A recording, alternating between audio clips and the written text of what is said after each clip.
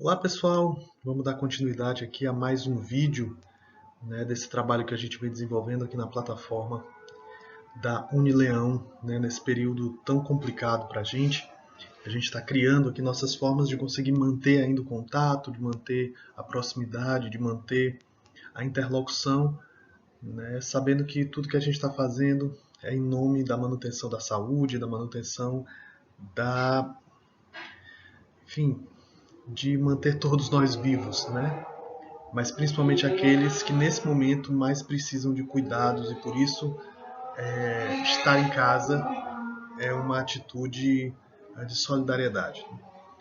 Então, em função disso, a gente está trabalhando uma série de vídeos para que sirvam de base, para que vocês possam estudar em casa, para que a gente possa usar como ponto de partida para as nossas discussões, dentro de sala de aula, na nossa sala de aula virtual.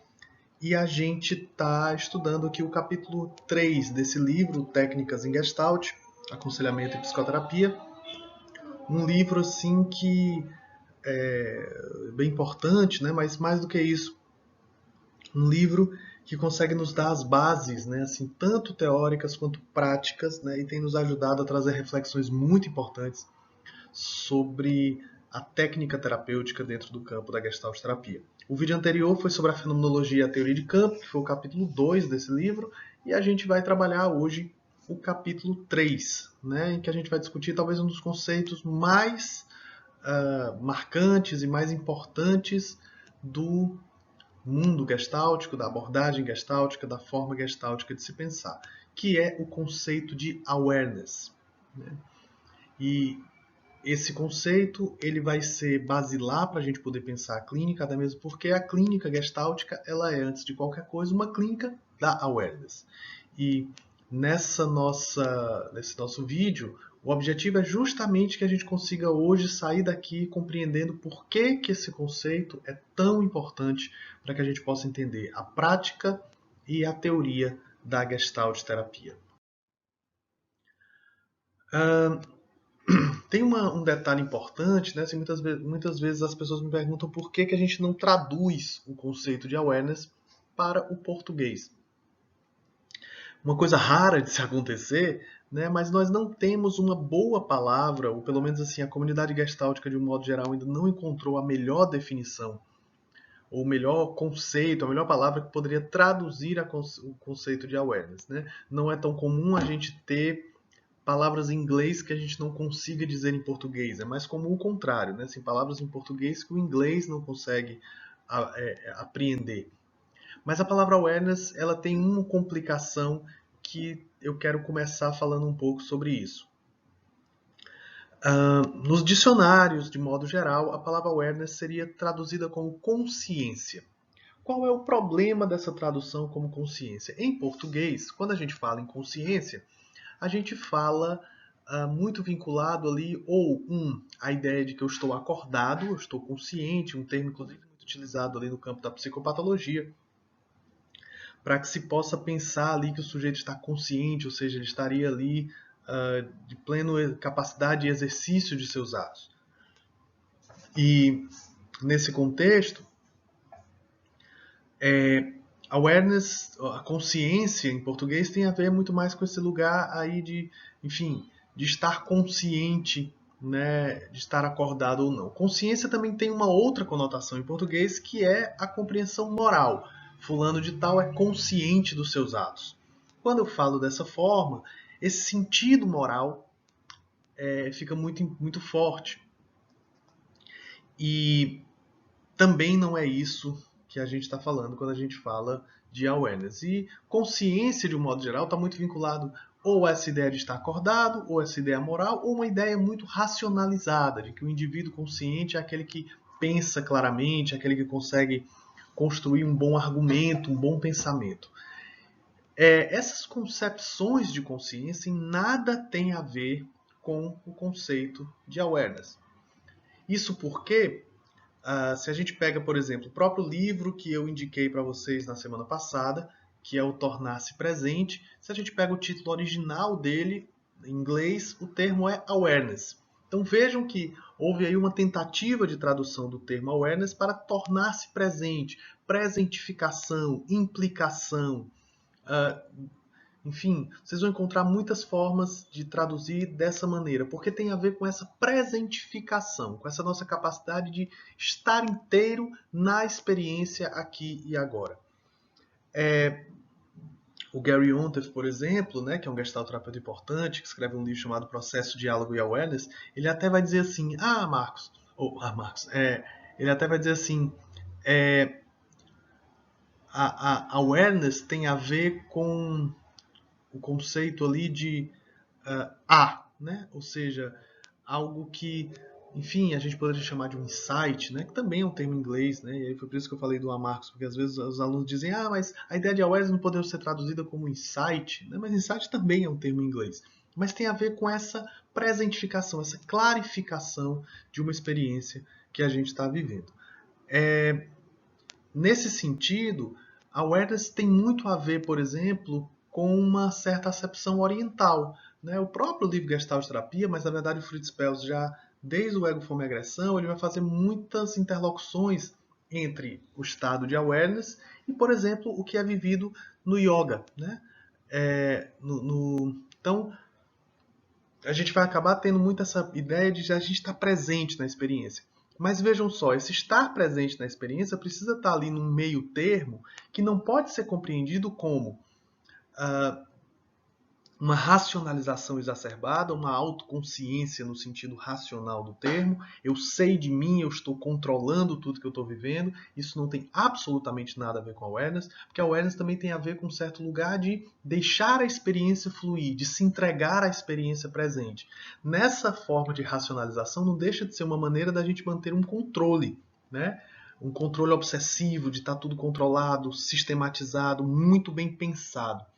Em compensação, nem pode ser esse polo da extrema racionalização, mas também não pode ser algo na qual a gente se perca completamente.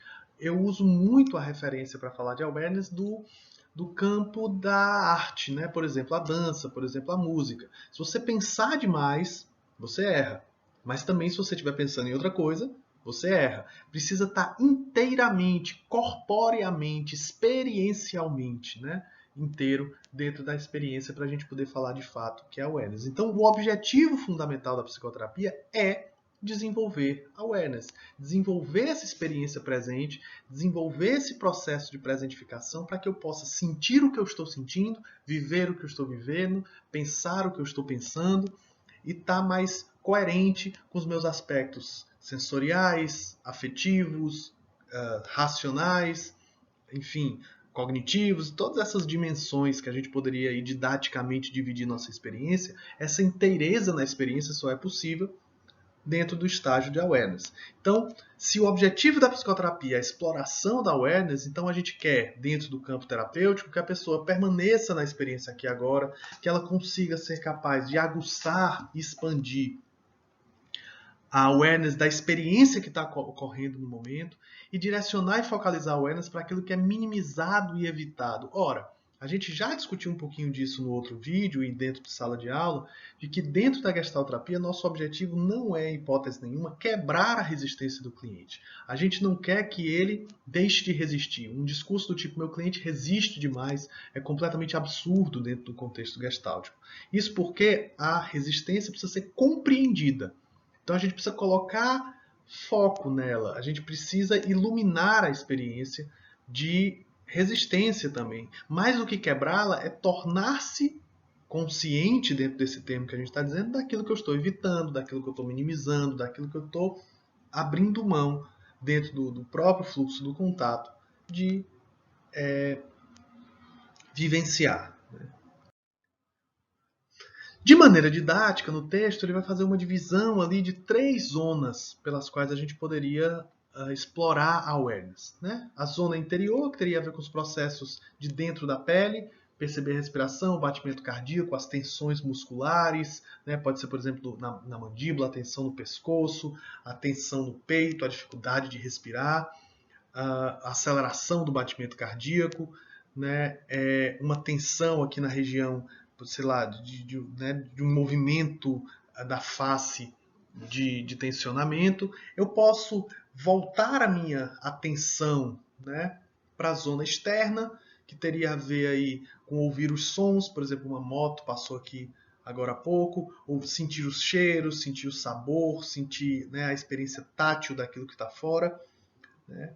Então isso tem a ver com o campo externo e vai colocar um terceiro campo, que seria a zona média, que é eu poder me dar conta da minha ansiedade, poder me dar conta das minhas fantasias, dos meus pensamentos, das minhas sensações, do ponto de vista aí mais dos sentimentos. Então que a gente possa se deparar com essas experiências que tem a ver, por exemplo, com as preocupações, com a lembrança do passado, disso que não está diretamente na concretude da experiência, mas que são coisas assim imateriais.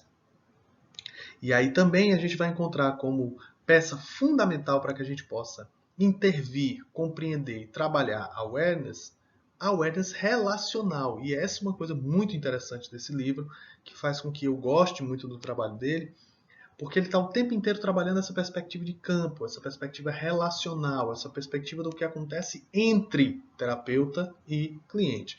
Então, muitos dos processos de awareness a gente vai conseguir se dar conta na relação com o cliente, em como eu participo dessa relação, eu como terapeuta, como eu participo dessa relação, como eu sou convocado a participar dessa relação, como muitas vezes eu me pego vivenciando aquilo que está no campo, especificamente do entre.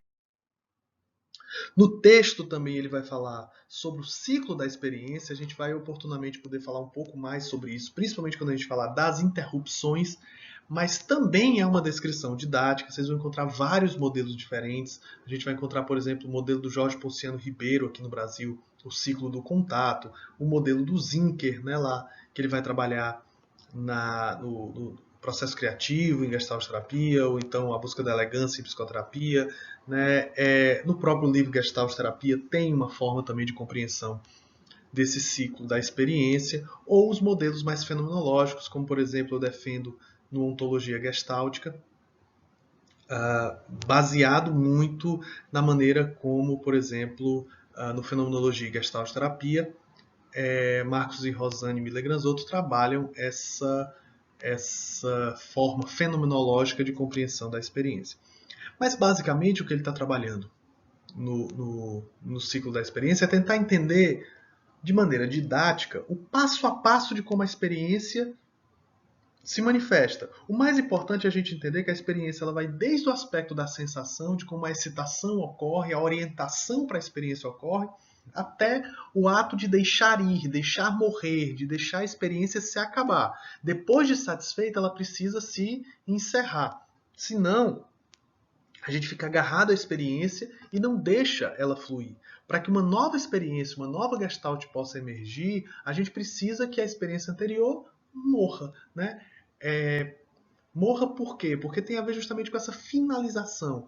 O apego à experiência tem a ver justamente com essa dificuldade de deixar a experiência se acabar, né? E para que haja crescimento, assimilação e desenvolvimento com a experiência, eu preciso que ela seja satisfeita e que eu me afaste dela.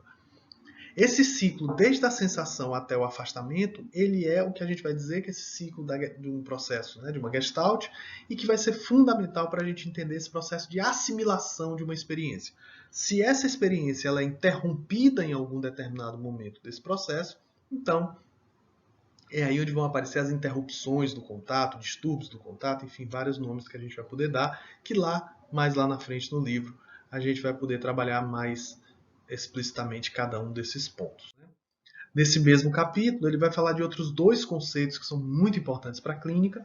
O primeiro é o de teoria paradoxal da mudança, né, que vai ser desenvolvido ali pelo Besser, e que vários gestalterapeutas trabalham com esse conceito, que tem a ver justamente com esse entendimento muito quase nietzschiano, digamos assim, de que a verdadeira mudança ela ocorre quando a gente consegue abraçar quem somos genuinamente.